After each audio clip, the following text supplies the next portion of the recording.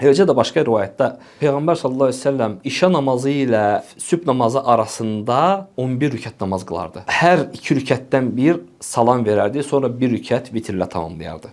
Əgər Peyğəmbər sallallahu əleyhi və səlləm o rəkətlər arasında bir dua etdiyi sabit olsaydı, bunda bizə gəlib çatardı. Sabit olmadığına görə belə bir dua yoxdur. Amma sübh namazına yaxın, gecənin axır 1/3-də insan dua etmək istəyərsə, bəli, bu barədə Uca Allah Quran-Kərimdə buyurur ki: "Və bil əsharihum yestəğfirun." Onlar sübh çağında istiğfar edərlər. Möminlərin sifətlərindəndir. Sübh namazından əvvəl istiğfar edib Allaha dua edərlər. Bu da duanın qəbul olunan yerlərindəndir, bəli.